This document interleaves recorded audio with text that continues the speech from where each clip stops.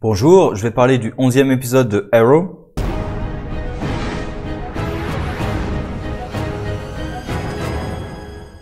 Globalement, j'ai pas trouvé l'épisode très intéressant. Pas particulièrement mauvais, hein, voilà, il se regarde, mais voilà, pas très intéressant.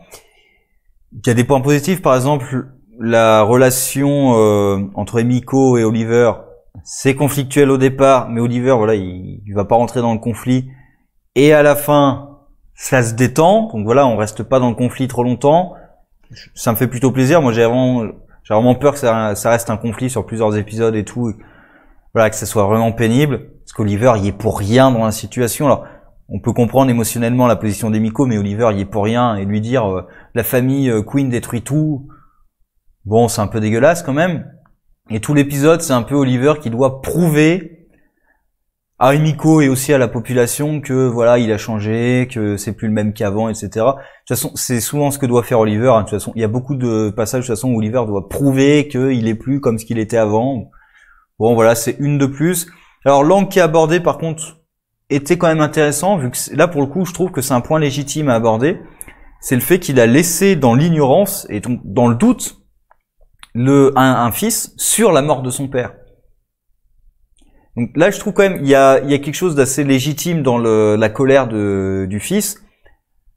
Après, comment un type de base qui réussit à fabriquer la technologie qu'il fabrique, univers de comics, ça on va dire, voilà. Et c'est pas poussé très loin non plus, voilà. Ça fait vraiment Freak of the Week pour donner un arc qui permet à Oliver de justifier quoi que ce soit. Parce que si Oliver dès le départ avait juste dit la vérité, d'ailleurs.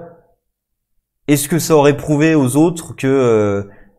tu vois, j'ai l'impression, en fait, ce qui prouve aux autres qu'il a changé, c'est le fait qu'il avait menti au départ, il avait omis des choses, et à la fin, il les révèle. J'ai l'impression que c'est un peu ça qui montre qu'il a changé. Ce qui, d'ailleurs, est un paradoxe à la fin, puisqu'il dit, voilà, j'essaierai de plus mentir et tout. Là, il avait menti par omission. Et qu'est-ce qu'il fait encore devant tout le monde? Bah, il omet le fait qu'il sait qui est le nouveau Green Arrow. C'est d'ailleurs un gros paradoxe, hein, c'est qu'à la fin, Emiko, elle décide de lui parler parce qu'il a dit la vérité, mais en même temps, il ment pour toi en même temps là. Il pourrait dire devant tout le monde à la télévision, je sais qui est le nouveau Green Arrow, en fait, c'est ma demi-sœur, c'est un enfant caché de mon père. Et là, il serait sincère, il dirait la vérité, mais en même temps, là, pour le coup, Emiko, elle serait plus contente. Voilà, c'est un petit peu hypocrite de sa part quand même, hein, Emiko, ah mon Dieu, tu caches des trucs et toi tu caches pas des trucs. Il y a un peu ça, c'est hypocrite de sa part. Parce qu'en plus Emiko, elle est sur une quête de vengeance. Qu'est-ce qu'elle va faire quand elle va trouver ceux qui ont tué sa mère? Voilà, donc après en vouloir pour... Parce que j'ai l'impression elle en veut pas à Oliver par rapport... Parce que lui, il essaie de démontrer à la population que c'est plus le même Green Arrow qu'avant. Mais elle, Emiko, c'est pas ce qu'elle lui reproche, il me semble, hein. Ce qu'elle lui reproche, c'est son père, en fait. C'est juste ça. Enfin bref, on verra. Et puis on verra aussi ce qui va se passer quand un jour ou l'autre, la population va se rendre compte que Oliver savait qui était l'ancienne Green Arrow, en fait. Comment ça va changer, ça aussi. Bon, de l'autre côté, il y a Laurel qui est poursuivie par ce qu'elle croit être quelqu'un d'une autre terre. Bon, c'est assez évident. Dès le départ, c'est évident que ça va pas être lui. Et tiens, surprise, c'est pas lui. Alors, ça permet d'en découvrir un peu plus sur son passé, sur ce qui est arrivé à son père, etc., sur le fait que pour elle c'est de sa faute. Bon, je sais pas si c'est très utile de rajouter du pathos un peu comme ça au personnage, mais bon, voilà, pourquoi pas. Par contre, je pense, celui qui laisse les messages, puisqu'à la fin il s'en prend un Dinah, plus à Laurel, j'ai l'impression que ça peut être Onomatopeia, qui est dans les comics, c'est un personnage que j'ai lu un petit peu, je connais pas, je crois que j'en ai lu dans du Green Arrow justement d'Onomatopeia. C'est un personnage qui pourchasse et qui tue les super-héros les super-héros sans super-pouvoir. Du coup, les vigilantes sans super-pouvoir. Et il me semble, j'avais entendu ce nom, il me semble pour une saison précédente, mais je crois pas qu'ils l'ont utilisé. Donc, c'est peut-être Onomatopeia là dans cette saison. Pour moi, ça serait le personnage en fait le plus évident. Dans tous ceux qui pourraient cibler particulièrement les vigilantes, pour moi c'est le personnage évident. Alors on verra, mais ça m'a l'air d'être lui. Sinon la dernière partie c'était leur Suicide Squad. Alors au moins ils reconnaissent que c'est une copie de la Suicide Squad, puisque le mot n'est pas prononcé en entier. Mais quand même, on prononce, voilà, c'est juste votre Ghost Protocol là, c'est juste une nouvelle façon de dire Suicide, et il est coupé avant de terminer Squad là, terrifique. Bon après, tous les membres de la Suicide Squad, bon, Cupid, j'ai l'impression qu'elle est là pour faire un peu le quota Harley Quinn. Diaz, c'est en gros le membre important de la Suicide Squad. Ils ont Jericho qui remplace Deathstroke parce qu'ils n'ont pas Deathstroke, qui d'ailleurs doit apparaître dans la série Titans, donc je comprends plus. On interdit Deathstroke à la CW, mais on utilise dans une série. Il apparaît dans des films. Je comprends pas la politique de Warner et DC de toute façon dans leur gestion des univers télévisuels et cinématographiques. Je ne comprends rien à leur politique. Est-ce que même la comprennent? C'est une question. Bref. Et China White, personnage que j'avais complètement zappé, ouais.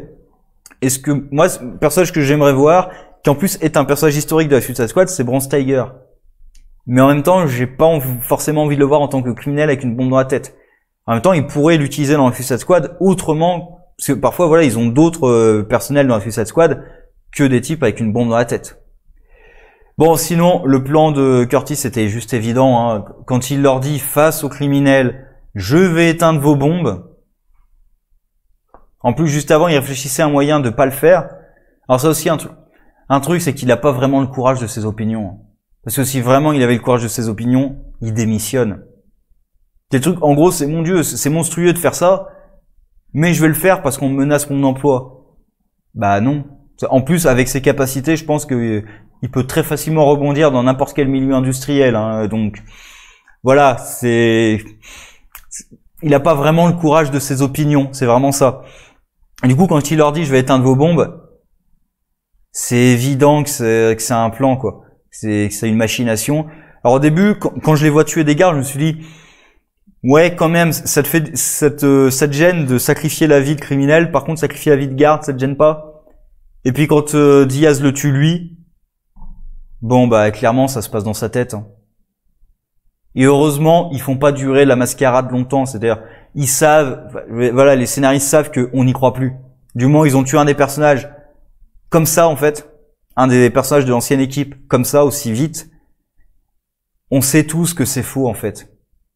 Et les scénaristes vont pas jouer très longtemps avec. Très vite après, on apprend que c'était faux et que c'était pour trouver des informations et que c'est de la réalité virtuelle qui a l'air de venir de la banque qui leur a implanté aussi, ce qui permettrait de justifier pourquoi ils l'ont pas utilisé avant. C'est Curtis qui a eu l'idée avec cette nouvelle technologie de faire ça. Bon. Et Deagle qui disait que ça lui plaisait pas trop, tout ça, qui finalement a l'air quand même très satisfait de cette équipe. En même temps, voilà, les actions de Deagle me paraissent un peu bizarres par rapport au personnage. Mais bon. Et du coup, c'est juste pour justifier. Mais ça aussi, c'est évident en fait. C'est évident que l'équipe va pas changer. Pour une raison toute bête, ils ont assemblé l'équipe.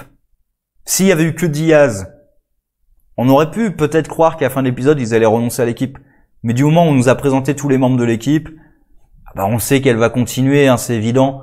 Après voilà, l'équipe est pas très charismatique, on va dire, hein. Jericho, bah c'est très bien. Moi, je veux son père, hein. Jericho, je m'en fous un petit peu. Le seul qui tient debout, c'est Diaz, et c'est pas un personnage que j'aime beaucoup. Cupid, bah voilà quoi. Enfin, au niveau charisme, franchement, c'est pas le personnage que j'aurais mis dans la Suicide Squad. Et même White China, j'avais complètement oublié qu'elle existait. Bah, en même temps, voilà, ils ont pas de gros vilains qu'ils peuvent vraiment utiliser. Ils auraient peut-être pu utiliser Deathstroke, mais non, ils ne peuvent pas. J'ai l'impression que voilà, ils font un peu avec ce qu'ils ont. Et la Suicide Squad aussi à 4, tu peux pas trop tuer les personnages quand on a 4. Parce que ça, c'est un des intérêts de la Suicide Squad, c'est quand même de tuer des personnages de la Suicide Squad. Et t'en as que 4. Donc voilà, ils peuvent pas trop les tuer. Parce que Diaz, ils vont pas le tuer. Cupid, comme c'est le seul autre personnage c'est un personnage qui parle beaucoup. Donc Jericho, il dit quasiment pas un mot, je pense, dans ses missions. China White là. Donc je pense qu'ils vont garder Diaz et Cupid, c'est voilà. Jericho et China, je sais pas trop s'ils vont trouver leur place.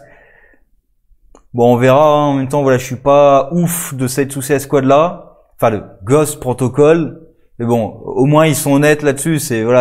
On a utilisé un autre nom parce qu'on peut pas utiliser l'ancien. Alors, est-ce que c'est vraiment parce qu'ils peuvent pas utiliser l'ancien? Est-ce que c'est vraiment ça? Est-ce que c'est une politique de Warner encore qui leur interdit d'utiliser le nom? C'est possible, hein. Je veux dire, Gotham, par exemple, ils interdisent d'utiliser le nom Joker, alors qu'ils ont un personnage qui est le Joker. Visuellement, enfin, tout indique que c'est le Joker, mais on n'a pas utilisé le nom. Donc là, c'est peut-être aussi débile, hein. On verra. Bref, voilà, l'épisode est pas génial, mais voilà, ça fait le taf, on va dire ça comme ça. Sur ce, au revoir.